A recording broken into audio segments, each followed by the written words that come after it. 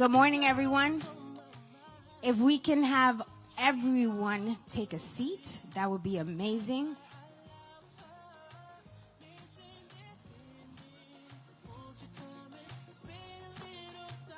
If we can have Kelly, Orlina, Jennifer Porter, Kristen Davis, front row, please. Kristen Davis, are you here?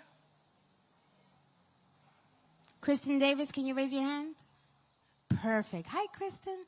If you could sit in the front row, that would be great. Haran, front row, please. Dion, front row, please. Orlina, front row, please. Will, front row, please. Candice, amazing, front row. And we will have pictures and everything at the end. If everyone can please block the, if you're not a crew, please take a seat. Munson.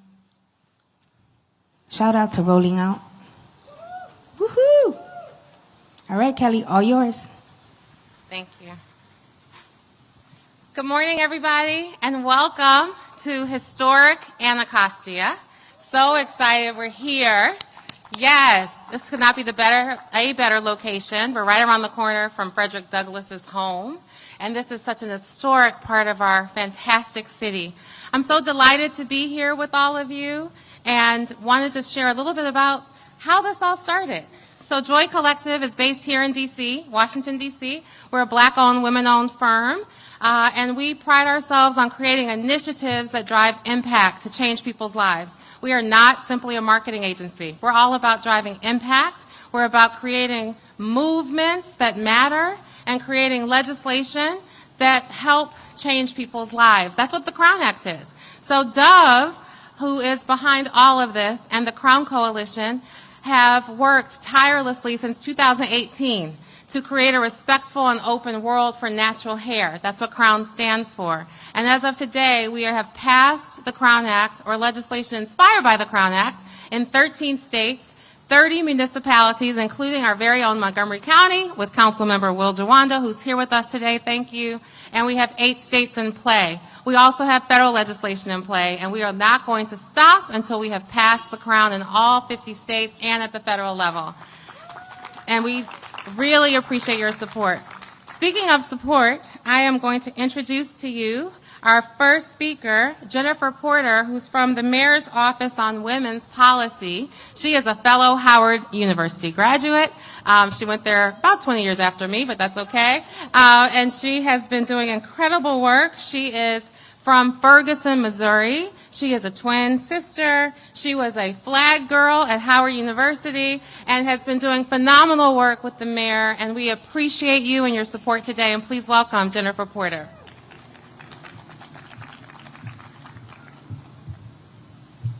Good morning, everyone. Good morning. Thank you so much, Kelly, and thank you to everyone for joining us. As she mentioned, I'm here on behalf of our fabulous, outstanding Mayor, Muriel Bowser. Let's please give a hand for her. She could not be here, but found it critically important that we bring together everyone here, and as we kick off the Murals DC season, what a powerful message that we can send to our community and beyond, that we're celebrating the importance of protecting Black women, protecting our uniqueness and our identity. And so on behalf of our mayor, as a Black woman who knows what it's like to be in leadership and all of the things that we are juggling for economic empowerment, for our health, our hair should not be the center of the battles that we're fighting daily. And so we're so excited to be here. I'm delighted to be here with the Joy Collective, another powerful set of dynamic women in leadership who are at the forefront of pushing and advocating for women. And excited to be joined here with our amazing team. So Kelly, Orlina, and Essie from the Joy Collective, thank you so much for your leadership and for being here. The mayor would also like to acknowledge and thank our Murals DC team. Our Murals DC team does a great job of beautifying our city, and not just through art, but also through activism. And so we're so proud of the leaders who you'll hear from today, from our interim director of the Department of Public Works, Christine Davis and her team, the DC Commission on Arts and Humanities, that is critical and has been critically important now more than ever. Heron representing as the executive director. We also want to acknowledge the team at PC Bank for allowing us this space and supporting and continuing to support this effort. And I can't think of, when I think about women and I think about empowered women, Candice, you are a phenomenal woman. Our artist of the day, yes. Not only is she a trailblazer in a field where women, in particular Black women, are just making their mark, she's doing it so beautifully and representing our city as a native, and we're so proud. So Saturday, September 3rd, was the second annual National Crown Day, and the mayor could not have been more proud to declare it in the district, and I have the honor of presenting this to Kelly. Come on up. Yes. So I'm going to move this here so you can hear me. National Crown Day. Whereas National Crown Day is recognized as a commemorative day to celebrate the inaugural signing of the Crown Act, established on July 3rd, 2019, to mobilize the nation to create a respectful and open world for natural hair by passing the Crown Act nationwide. And whereas National Crown Day is a day of solidarity for the human rights of Black women, men, and children to wear their natural hair boldly and proudly without fear of being discriminated against in school or in the workplace. And whereas the National Crown Day can be credited to the Crown Coalition, the National Alliance founded by Dove, the National Urban League, Western Center on Law and Poverty, and Color of Change, it has been supported by over 80 community and advocacy organizers. Whereas, while great progress in ending hair discrimination has been made, there is still more work to do, and it's important to ensure that beauty inclusivity is felt by all Black women, particularly our freedom to wear natural and protective hairstyles.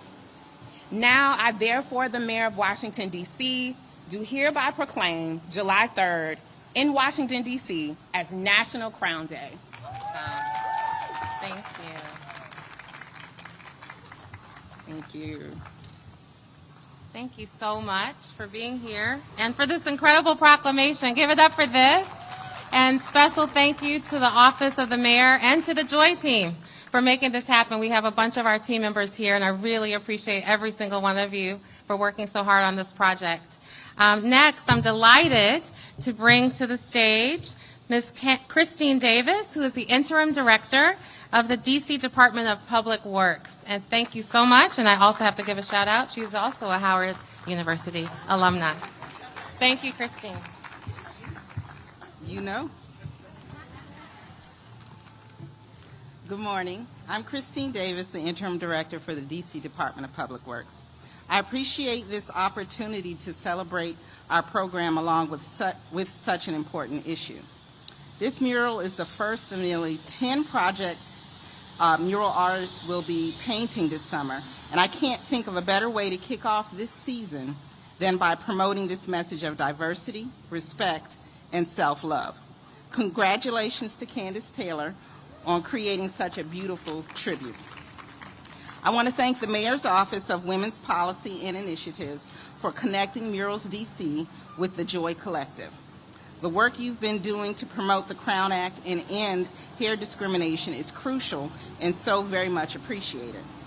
Thanks also to the Far Southeast Family Strengthening Collaborative for donating their wall, as well as the Anacostia bid for its continued support for our East of the River projects. And finally, a big thank you to the Executive Director, Haran Sarik Baran, of the Commission on the Arts and Humanities, for your agency's partnership over the past 14 years, and to Nancy Lyons of DPW, who has managed this program for much of that time. I look forward to the unveiling of this mural and our remaining murals. So now we'll have Director Baran come and give some remarks.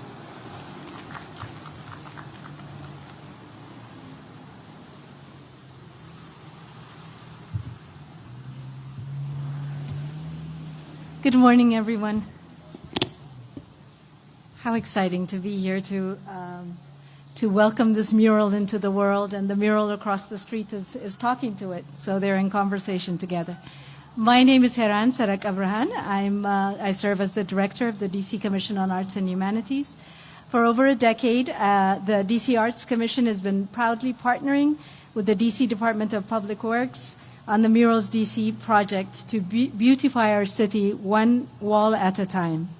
We're exceptionally honored to be a part of this moment and this movement, along with Jennifer Porter and DPW. Through this mural, we express our solidarity for the rights of Black women, men, and children to come into being with their natural hair. And in the beauty of that natural hair, we can see another kind of art, an art of culture and community and celebration and tradition. There's so much tradition in Black hair, in any of the Black cultures that we could look at. The muralist Candice Taylor has been awarded multiple grants from the Arts Commission, which is a testament to her talent and her artistry. We're excited and proud to see her contribution here to the Crown Act movement. Candice, you have the name of Egyptian empresses, so I know you're doing this right, and it's just so beautiful. Thank you for allowing us to be a part of it. Thank you all.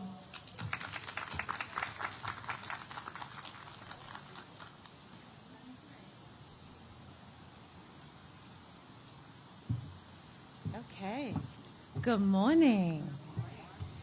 My name is Orlina Blanchard. I am the president and COO of Joy Collective. Kelly, whom you met at the start, is my business partner, and we are co-owners in Joy Collective. So it is not lost on us as a small Black-owned women's business based here in the District of Columbia, and one that works and engages a sisterhood of Black women in this work to end hair discrimination. Ajua, if you are here, please raise your hand, because I'd like to give a shout out to someone in that sisterhood who is actually leading all the legislative work behind the Crown Act.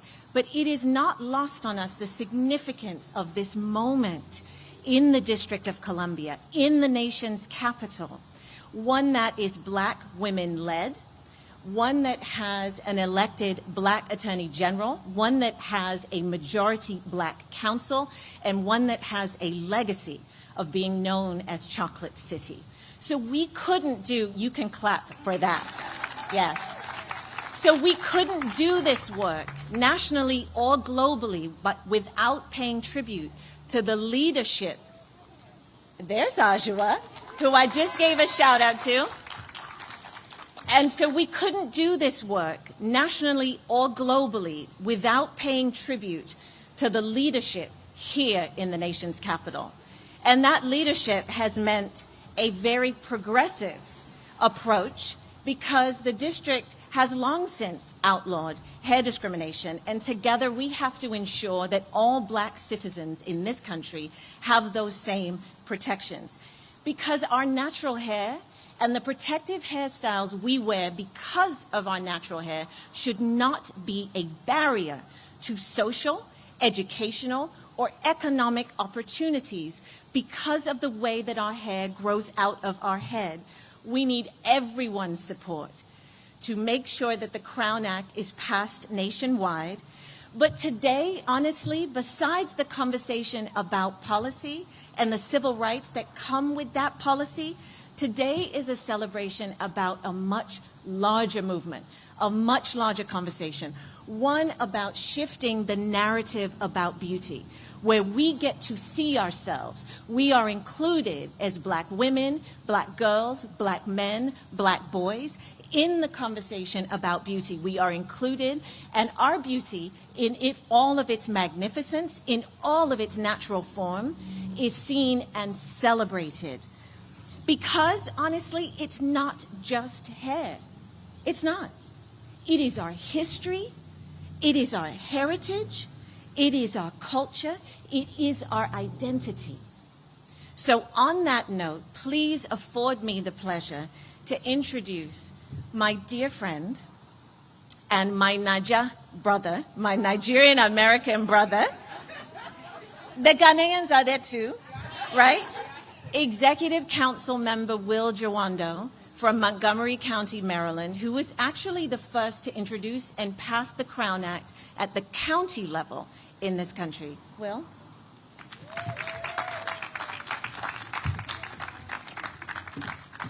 Thank you, my sister. And we are inclusive of all people of African descent and all people because everyone came from Africa. So we know that.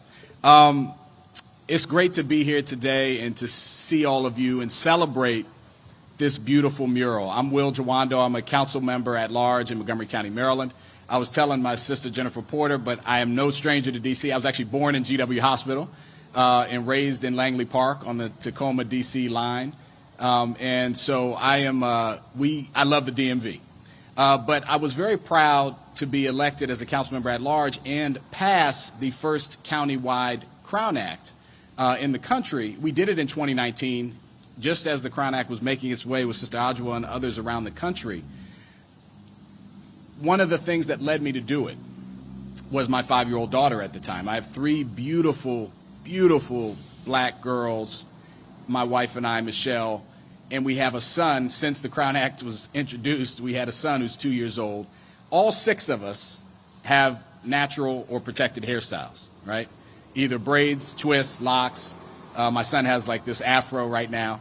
And my 5-year-old daughter several years ago came to me and said, "Daddy, I want my hair to be pretty and straight like the girls on TV."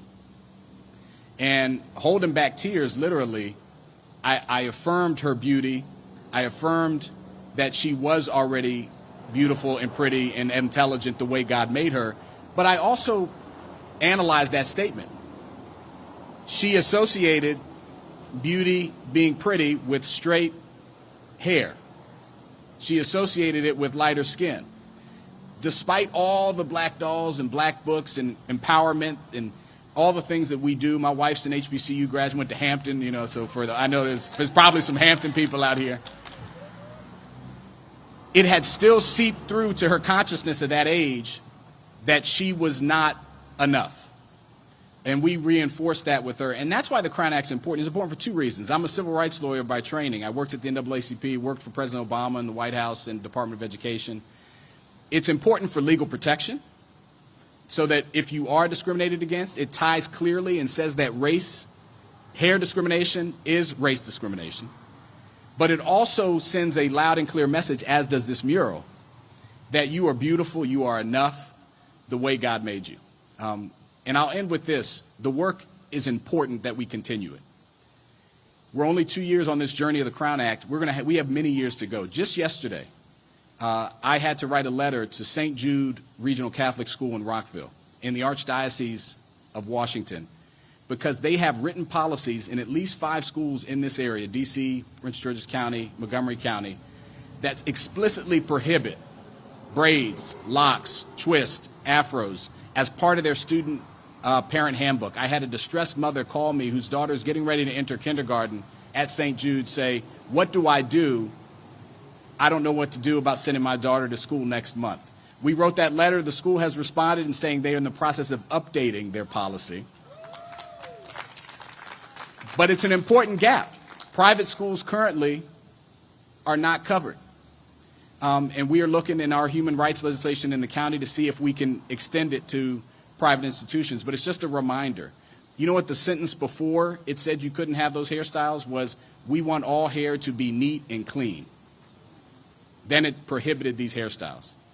That is directly tied not only to a Eurocentric version of beauty, but to the historical and racist stereotypes that our hair is not clean, that we're not professional, that we're not neat. So we have much work to do. All these women up here, these beautiful women, are obviously not only beautiful, intelligent, professional, all the things, and all the women and men out here. I think of Andre Johnson today. I want to mention him, one of many, the brother who on the New Jersey wrestling match had to have his locks, Andrew Johnson, excuse me, had his locks cut as he cried so he could participate and be a part of his team. We should not have to trade who we are to participate in the American story. And that's what the Crown Act's about. So that's why I'm so proud to support it. Thank you to the Dove Coalition, to Ajwa, to Kelly, to Orlina, and to everyone who's here to support it, and to Mayor Bowser and to Jennifer. Thank you all. And to the artist. Let's give her one more round of applause. Thank you very much.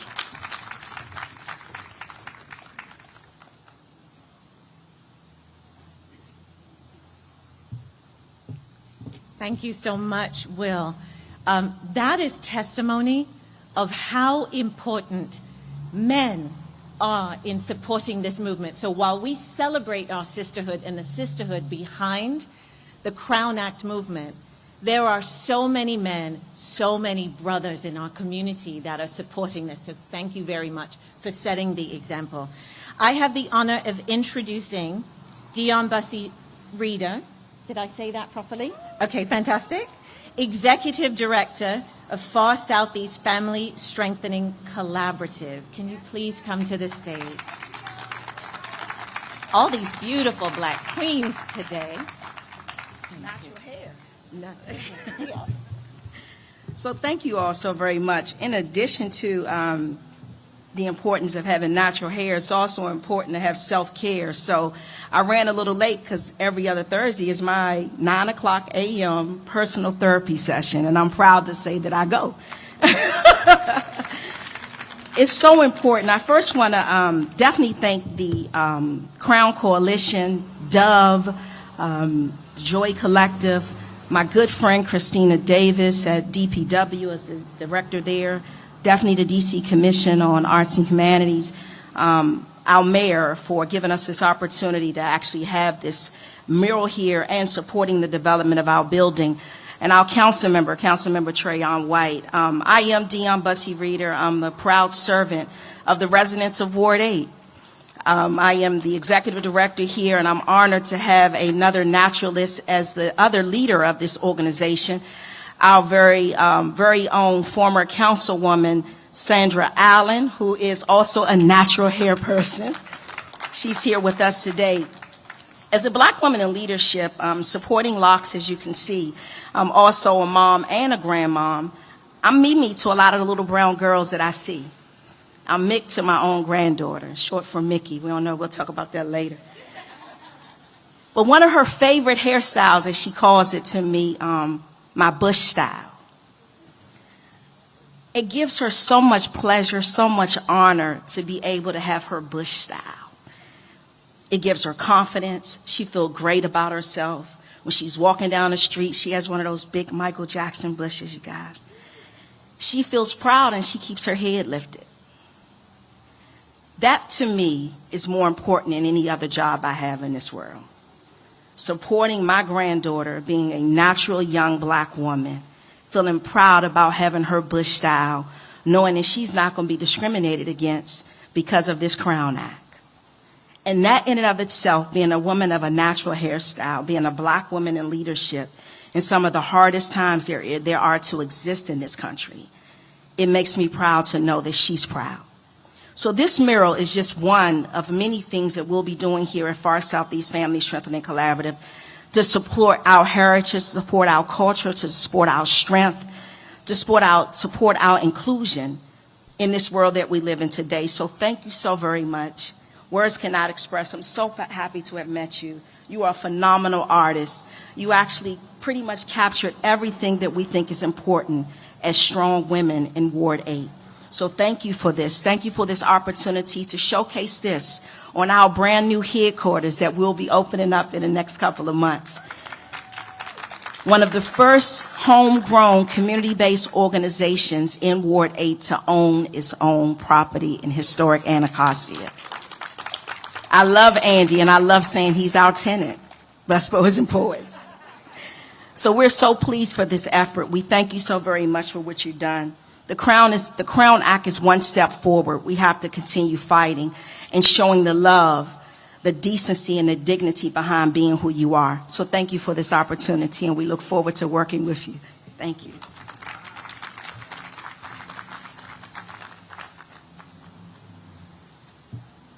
Thank you so much. That left me feeling quite inspired.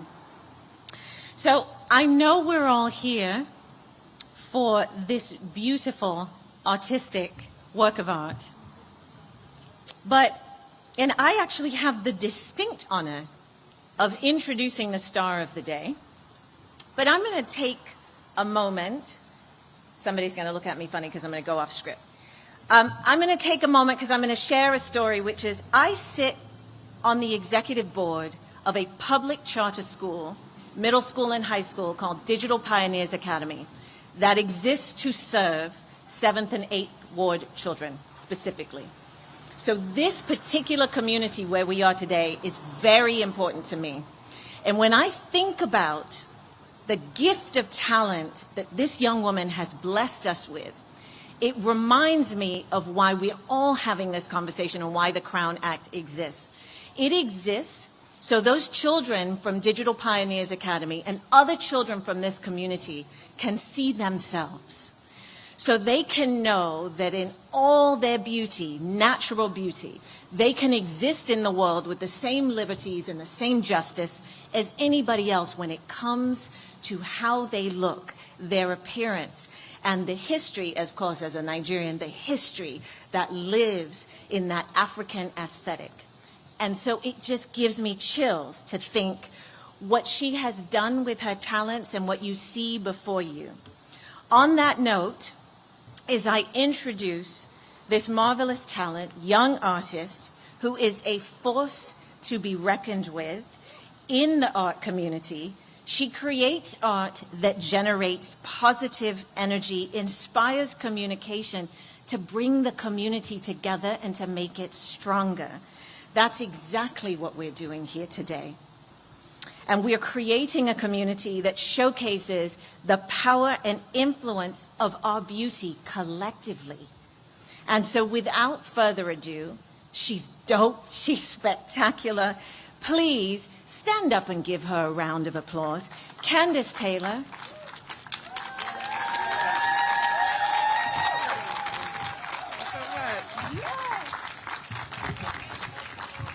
Hey, hello, everybody. Thank you. Good morning, everyone. Happy everybody's here. This is pretty amazing. First, I'd like to start by just simply saying thank you to Murals DC, DPW, the Commission, as well as Dove and Joy Collective and the Crown Coalition for choosing me to do this work and for allowing me to create and install this piece in this community that I also have the pleasure of living and working and thriving in. All right. As a black woman, when I think about the purpose of the Crown Act in this movement of advocating for natural hair and celebrating black hair independence, that really resonates with me in my own experiences navigating expectations of my hair or my appearance, in figuring out my own forms of self-expression, and being proudly someone who exhibits my natural hair, and I use it as an extension of my personality. When I was doing this work, I was inspired by images of Black girl magic and Black joy. I looked at images of Black women and women of color in just high confidence and high poise. I wanted this to feel very regal, right? Bright and vibrant and active. And I wanted it to just be very purposeful on this wall, commanding this space, and delivering this message. I'm super appreciative of all the support that the community has given me. We got this up pretty quickly, but just in a short amount of time, there was just so much love expressed from everybody passing by and everybody involved. So that's just really been charging and rejuvenating, and that really just gives me fuel to kind of keep this going and to continue this work in elevating Black women and Black beauty, and just that Black joy that hopefully I've captured here. I, again, want to thank, like my business partner, Nabi Bilal, Creative Junk Food, for helping me being out here. It was hot, it was rainy, it was a lot. So I appreciate him being out here with me, as well as my wife. She helped. Thanks to Anacostia Bid for their support on this project and continued support for projects in the community. Far Southeast Family Strengthening Collaborative for this wall, this space, as well as Let Me Use the Power so I could get this thing going. And just thanks again to just everyone involved. This project has really filled me in terms of just my creative well. It was a great exercise in just exploring this topic and, challenging myself in terms of, how I see Black beauty or how, I want to get that sort of a message and communicate that in my style and in my way, but just get that out into the world and have it be received and to get this feedback. This is just an amazing thing to be a part of. And I just want to thanks again to everyone involved for allowing me this platform to, do my work. Thank you so much. Okay. And on behalf of Murals DC, This thing right here. I'm Nancy Lyons, Lauren Glover. We just want to present you with this Murals DC Chatsky. We just want to present you with this Murals DC Chatsky. On behalf of Murals DC, we have a shirt, which you probably should have had when you were out there working the heat, and the hat, of course, which you should have had when you were working out the heat. Thank you. Thank y'all so much. Thank you. Can you get in the middle? Good. Okay. Good job. Thank you.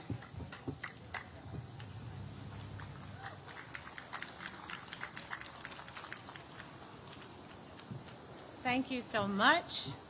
Candice, you are a rock star. Thank you. And to represent the LOXA, I would like to ask my partner in everything, Joy, to join me because we are coming to a close. And this is a beautiful sight to see, if I do say so myself. I wanted to thank, yes, come on up. So we would like to acknowledge so many people who are part of not only the experience today, but all of the work behind the Crown Act. I acknowledged her earlier, but I have to do it now because she's sitting front and center. Ajua Asamoah, who, my West African sister, who, as you all know or should know, has been leading the legislative piece of this work, which is a critical piece for the Crown Act. So thank you, Ajua, for all that you do. We would like to thank the Dove brand for championing beauty inclusion and for co-founding the Crown Coalition and all of those 86 organizations that include many of our sisterhood organizations, starting with Delta Sigma Theta Incorporated. Ooh, yes. In fact, I just have to say one thing on that. Yes, please. So Ajua has been here since day one. We met at Essence Fest in 2018. We were working the event for multiple clients, and we met in an elevator. And we were talking with our client, A.C. Eggleston-Bracey from the Dove brand, about what was happening. We were seeing all these cases, horrible cases, Faith Finity, sent home from school, all these horrible things. And so Ajua introduced herself, and she said, I think I can help you. Next thing you know, we're meeting at our offices in D.C., and she was on board and has led all of the social impact and legislative strategy for Crown. And she also brought in our first few members of the Crown Coalition, Delta Sigma Theta being one of them, and also the Links and many others. And so just want to also piggyback on Orlina to say thank you so much for all your work. Yes, thank you. And if down for the community was a person, that would be Ajua. Correct. I'd also like to acknowledge, as I started my introduction earlier, that there are so many people in the District of Columbia that we have to honor and thank. We did so much already, but I really would like to pay tribute to all of those, including somebody we didn't mention earlier, Sandra Allen, who is former Ward 8 council member, who I believe is here this morning. Please stand. Thank you so much. There's another thing that I have to do. I would be remiss if I didn't. And this is about some of those who are standing, reporting and recording what happens in our community. The power of Black-owned media is unlike any other. And I'm going to call out two people that Roland and Munson, so Rolling Out and Roland Martin Unfiltered, and we have worked together and been friends for many, many years. But I would be remiss if I didn't uplift them, tell you to make sure that you support Black-owned media. Please watch the Roland Martin Show. Please go to rollingout.com, because it's important that we support our media that tells our stories authentically. So thank you, Roland. Thank you, Munson, for being here today. Kelly, do you want to give thanks to all the organizations? Now, before we go, a couple of other notes that I've been told I have to share, which is I want to remind you there are some goodies that I believe are over there on the table. There are T-shirts. There are different things that you can use to show your support for the Crown Act. But if you look at this poster and if you can see it, this is a reminder that it takes a village. And it's going to keep taking a village, whether it is the D.C. Commission on Arts and Humanities, whether it is the mayor's office, whether it is the council members of these wards and the rest of the district, whether it is the beauty and the talent of our muralists. It takes a village. And so we just ask that you continue to support each other, continue to support this movement, and continue to uplift what is beautiful and powerful about us as a community and as a people. I believe that we have officially come to close. With one last exception, I just want to say one last huge thank you to the entire Joy Collective team, because all of you have done a tremendous amount of work, and we want to just acknowledge that. The PR team, the social team, the artist that designed the Crown Girl, our creative director from Joy Collective designed Melanie, the incredible raise your Crown hand. Girl. Everybody that has touched this, whether you're a senior executive, a marketing coordinator, an intern, so many people have helped us with this initiative, and just would want to pause for a second and say thank you from the bottom of our hearts. We really Absolutely. appreciate you. If Every you're a single one. member of the Joy team, please raise your hand, because I want people to see the power of a Black-owned women's business in the District of Columbia. Yes. Thank you so much. Thank you. So everyone, please support the Crown Act. Follow the Crown Act on social media at the Crown Act. Also, thecrownact.com. And we would just ask, be safe, stay dry. Have a good day. Thank you so much. Awesome. Can we have all of the participants stand right in front for a group picture? And you guys can take the group picture. So Kelly and Olivia, you can stand here. Aja, you know I want you in this picture, right? Okay. All of the speakers right in front of the podium, please. You can say hi in a minute, but all of the speakers in front of the podium, please. Thank you. Can we have Candice in the middle? All of the speakers in front of the podium, please. Jennifer, Aja, in front of the podium, please. Right here. Right here. Right here. Candice, can we have you in the middle? Can you hold the proclamation? Joy Photo. If you guys can squeeze in a little bit. You got it? For my black people, baby girl. Beautiful black girl.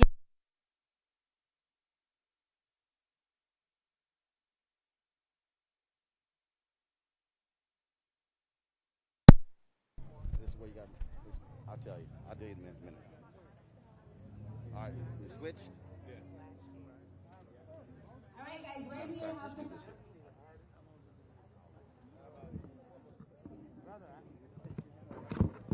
Okay, right here, guys. Squeeze in a little bit more. Smile. Right here for Joy Social. Awesome. Can we have right here?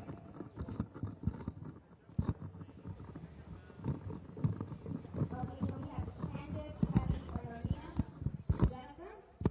And the rest of the state type. All right, folks.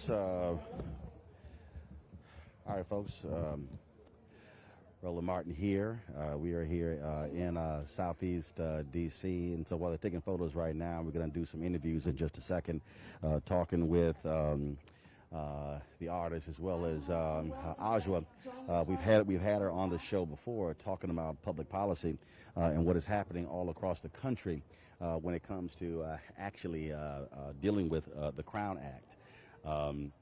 Remember, we just had state official, the state representative from Texas, as well as Tashara Parker, who's an anchor at WFAA TV, Channel 8 in Dallas.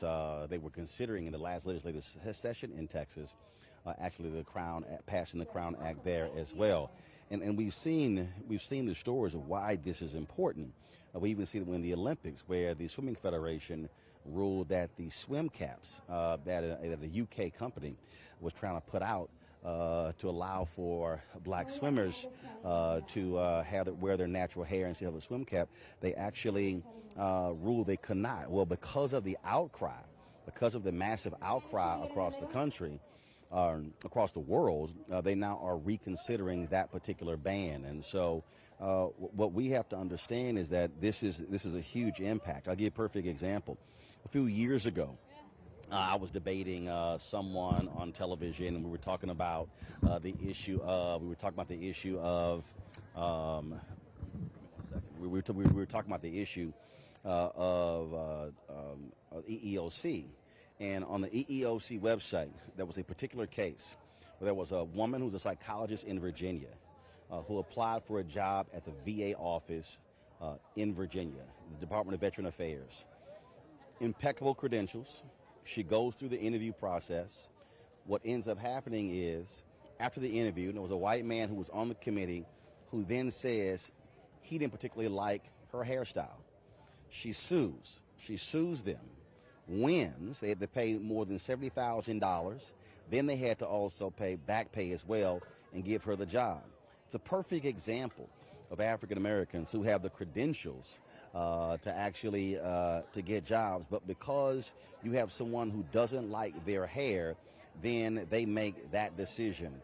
And so we are seeing this all across the country, where African Americans have been negatively impacted as a result of these hair laws.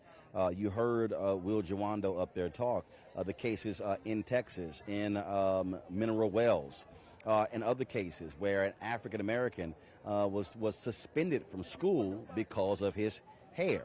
And so we are seeing that. And so that's one of the reasons why the Crown Act is so important. When you hear these people who say, oh, we're not dealing with racism in this country, those things don't exist, this is a perfect example of what this is all about. And so we've been covering this issue. If you go to our YouTube channel, what you'll see that we actually did a 1 hour special last year dealing with the Crown Act.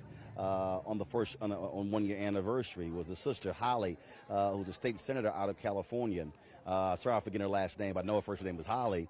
She actually sponsored the bill. California was the first state to actually ban hair discrimination.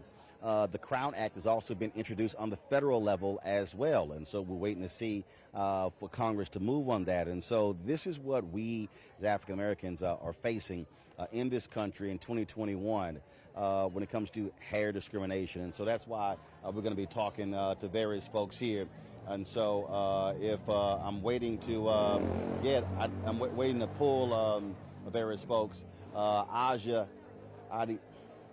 So Ajwa, she's going to bring her over. So we're going to talk to her about what is actually happening all across the country. She's working on this, on the public policy, trying to get these laws. They're literally going state by state. And so we're going to talk to her in a second. I think she's coming over. I saw her over my left shoulder, and so I'm looking for her right now. So there she is. So she's going to come on over here. And so again, we'll be talking about this here. And so this is, one of those issues that mainstream media does not necessarily focus on, because I'll tell you why. Because mainstream media also often dictates that black women cannot wear their hair natural, and black men as well. And so that's one of the things that we also see. And so again, we're going to chat with her in a second. So she's sitting here putting on, really? So you go ahead and get a shot of Ajwa putting on makeup while we waiting on her. Yeah, so that's right. So we waiting on Yeah, Ajwa, I know we live. Yeah, we live. They live showing you putting on makeup. Yeah, you putting your little brush. Yeah, She's saying it wasn't no makeup, but she had to brush and everything out. So anyway, no. Just slide that way. It's like, yeah, say that. All right, first of all, tell everybody who you are. Ajwa B. Asamoah, the social impact and legislative strategist for the Crown Act.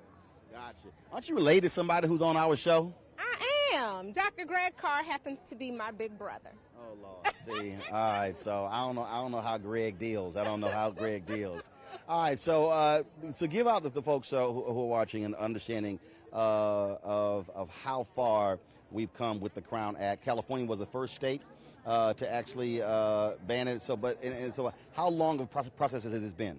So we started in 2018, as Kelly shared, and we really developed a comprehensive strategy of what this would look like, which means we had to have lawyers. I am not a lawyer, but we had our lawyers who developed made the legal case. I developed the legislative strategists, as you know, Orlina and Kelly, creative masterminds, as well as helping with the marketing and PR. And so we really started at Essence Festival, which is the place where Black women gather and celebrate our beauty and brilliance, etc.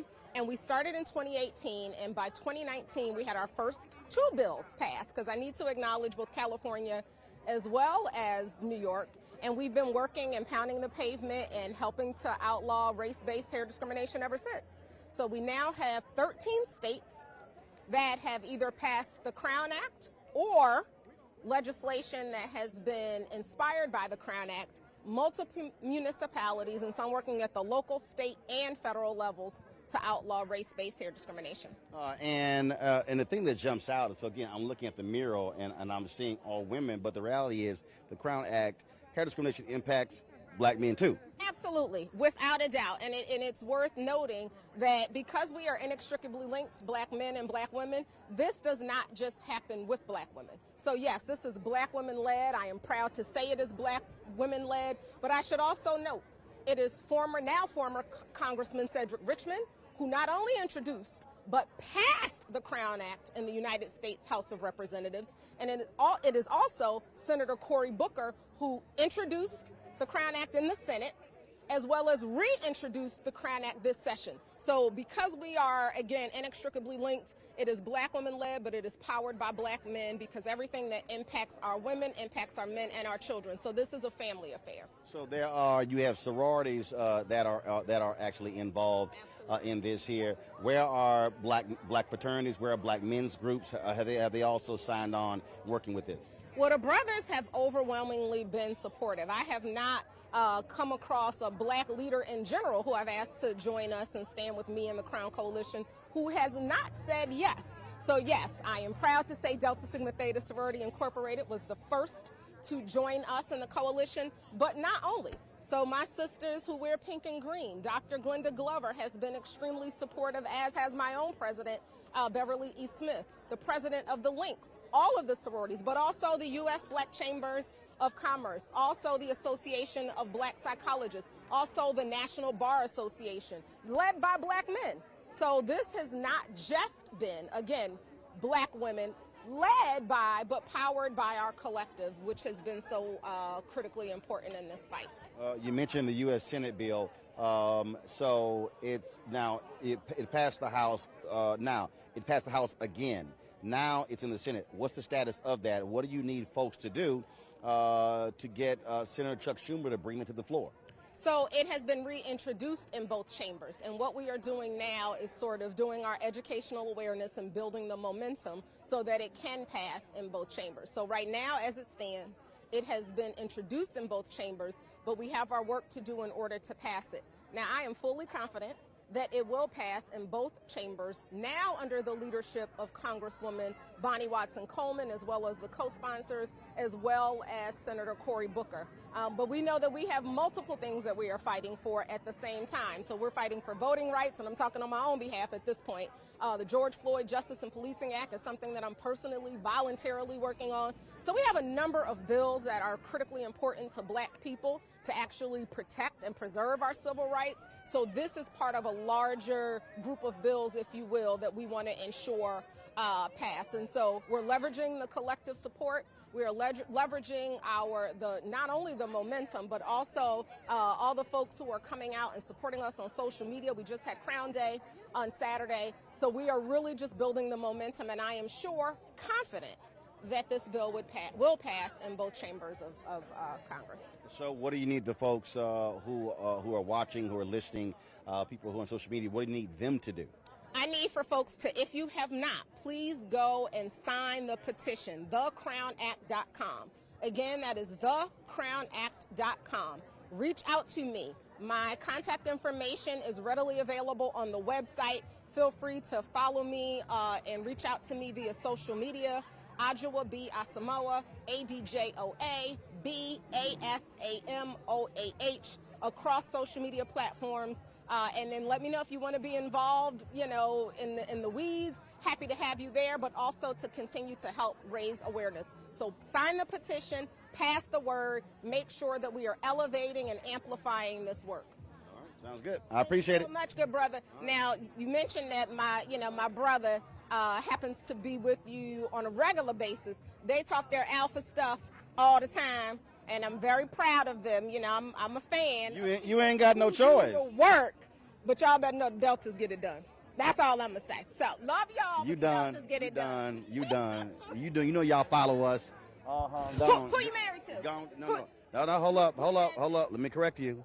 She married an Alpha. She plays Delta after we got married. Who are you married to? Oh no, she a Delta. Oh, okay. But remember, Thank you so much for But having she me. married an Alpha. Just correct that. I'm just No. We deal with facts. Okay. Right? All right. Okay. We're speaking of alphas. I thought The interview is done with these deltas, so let me bring an alpha over here. Will Jawando, come on over here, Will. Thank you so much. I love you as well.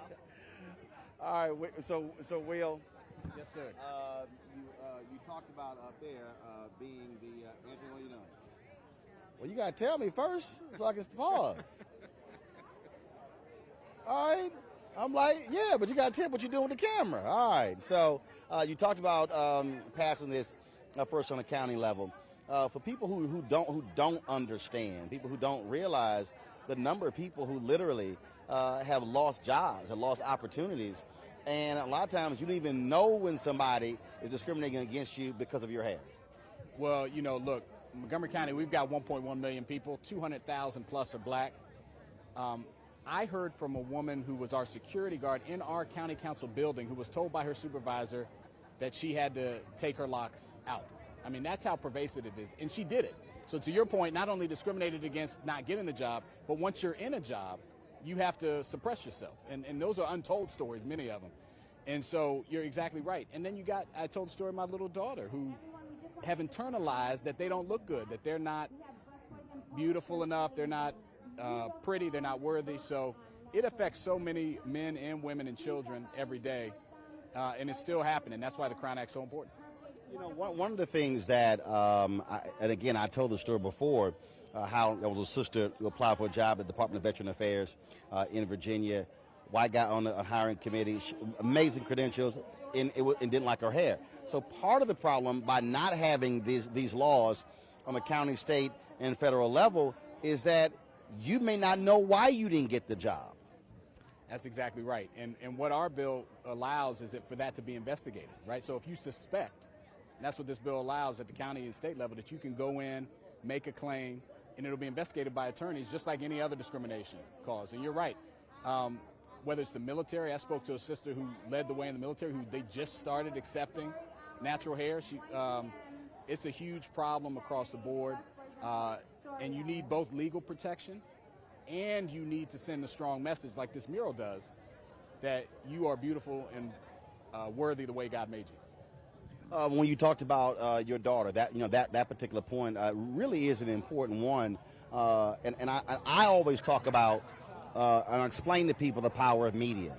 And I always say that media really is the second most powerful institution in the world. Whenever there's a coup, they get control of the guns first and media second. And so many of us don't realize how white supremacy has impacted us, where we literally hate ourselves.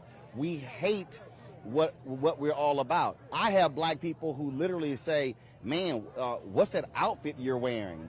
Where it was like, because we have been told to accept, what is customary.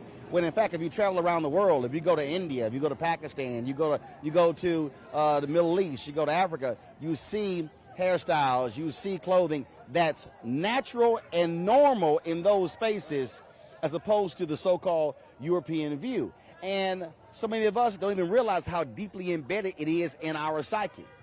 You're absolutely right. I always quote Brother Malcolm X, who said, "You can't hate the roots of the tree and not hate the tree." And so we have been taught, it's been internalized. It was set up so that you could have a system of chattel slavery to say that everything about us was wrong. And you still see it in the continent of Africa, where bleaching and all those things are still a huge problem. That's why I'm so glad. I know you were doing this before Chadwick Boseman and Black Panther, but that was such a great moment. Yeah. Well, I had somebody who was like, "Oh man, you just started." I'm like, I got married in a white and gold African outfit 20 years ago. I'm like, y'all, this ain't new. Right? No, it's not new. And so we need them. It's part of that embracing. It's the oppression and the stereotypes from white culture, but it also, like you said, it's internalized for so many of us. And that's why this is important too. It's legal protection, so you can get a job, so you can get a house, so you can be active in society, but it's also sending that strong subliminal message to the media, to individuals, that the way God created you is the way you should be. The way you have been, black people on this planet, for millennia, traditionally, is the way it's okay to be that way here in America and everywhere else. So that's why the Crown Act's important. All right. Well, Fred, I appreciate it, bro. Thanks a bunch.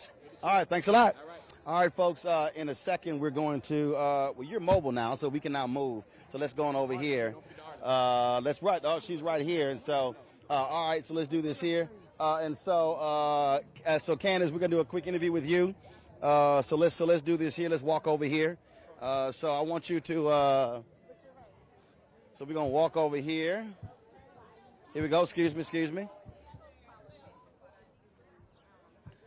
All right, so we want you to explain for us the mural, inspiration behind it. How did you? Let me just sort of extend this.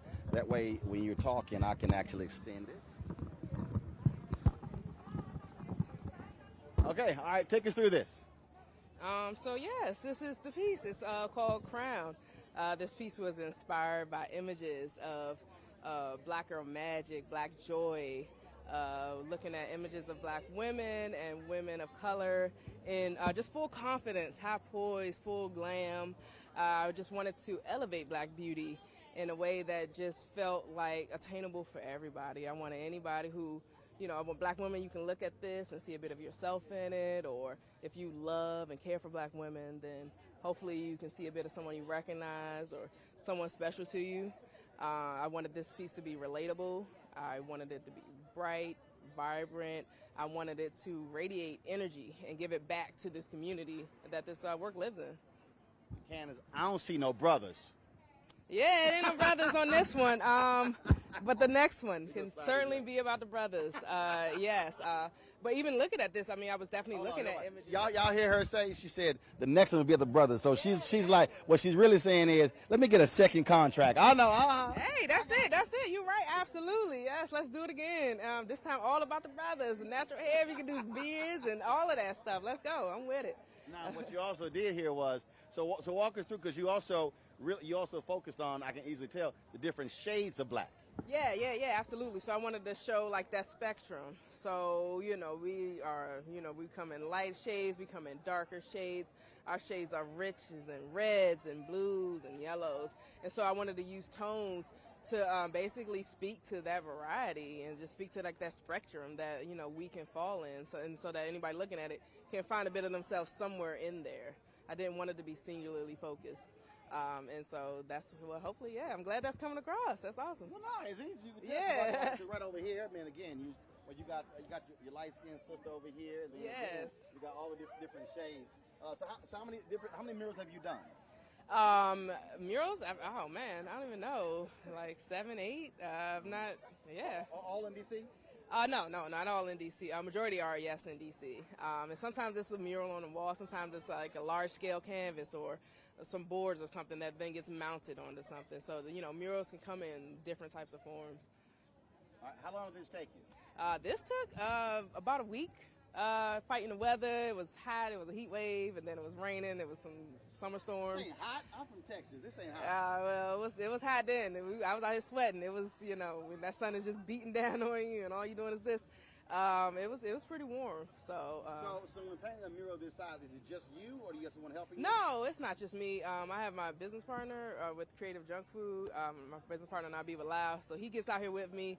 And he gets the cans, and he's in it with me. And I also have my wife actually out here helping me do this installation.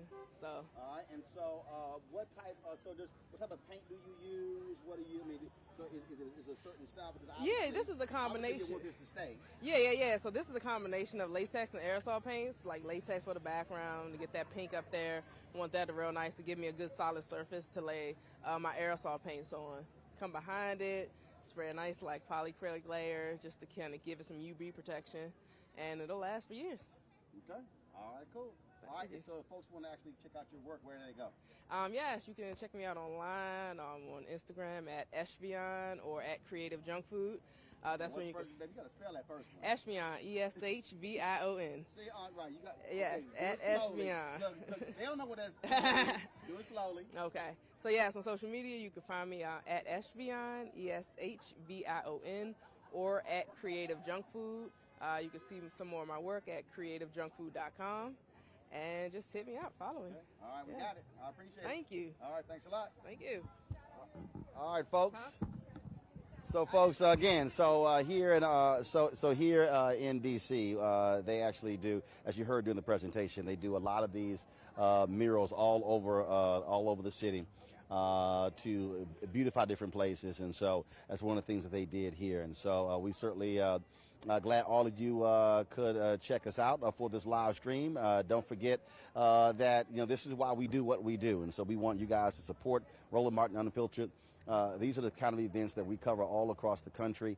In fact, in about 3 hours, our friends at Black Voters Matter, they're going to be holding a news conference at the Texas State Capitol fighting the voter suppression bills. We're going to be carrying that news conference live as well. I've already communicated with Cliff Albright and Latasha Brown to make that happen. And so that's the kind of work that we're doing here at Roland Martin Unfiltered. And this is the stuff that, frankly, a lot of mainstream media doesn't cover.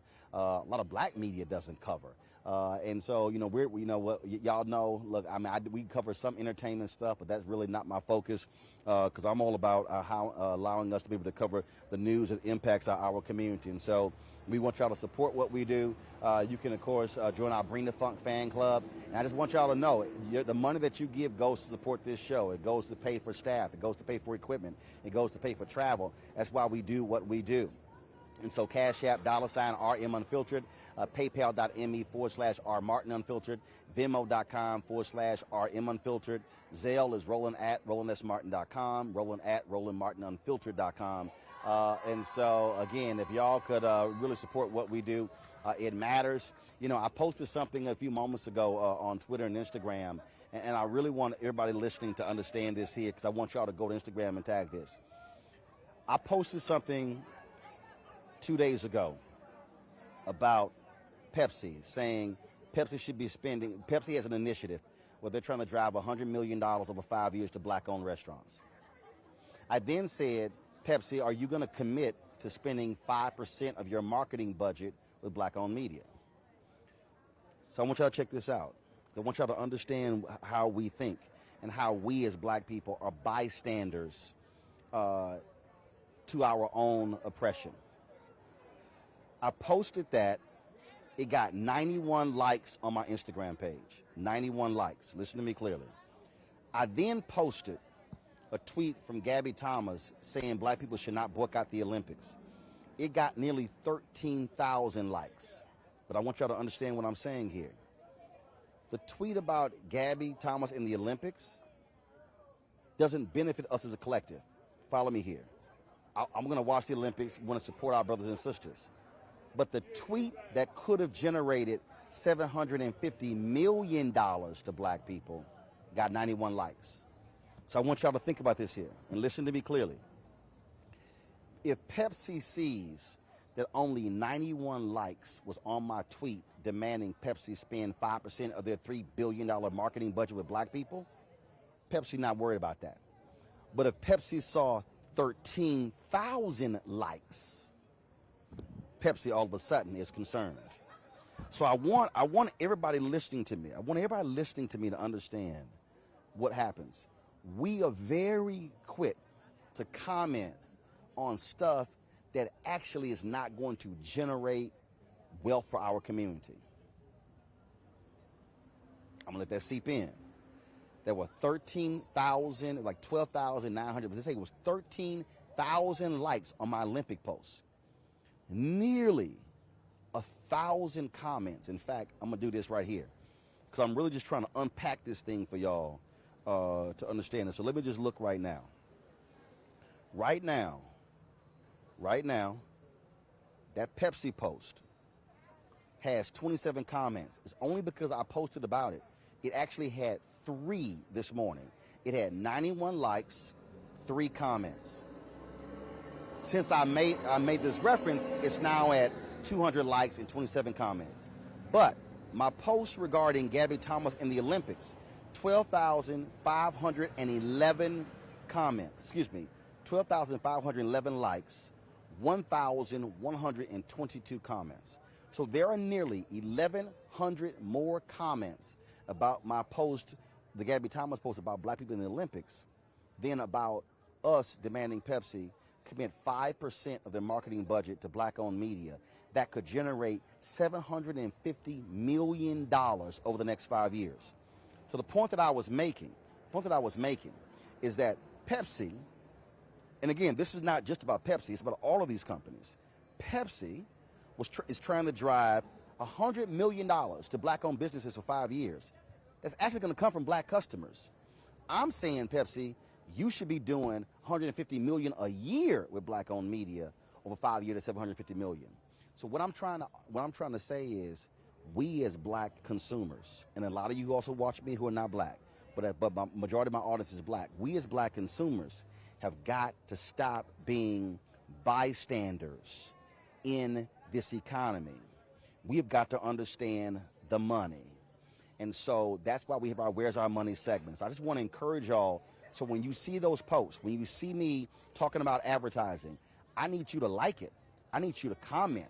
They need to see our response to that, because trust me, if Pepsi saw 12,511 likes and 1,122 comments, trust me, they will be real concerned and they will be on the phone with us immediately. Y'all, this is about driving economics to black people. I just want us to understand that. So I just want to give y'all that. Please support what we do here, Roland Martin Unfiltered. We got some things coming up next, y'all, that I'm going to announce. I want to launch something August 2nd. It's going to blow y'all away, and your dollars make that possible. And so I just want to give y'all that. So we certainly appreciate it. Thank you so very much. I'll see y'all again, 1 p.m. Eastern. Black Voters Matter is going to have their news conference at the Texas State Capitol. I'll see you live at 6 p.m. Eastern right on Roland Martin Unfiltered. Thanks a bunch, y'all. Take care. Holla.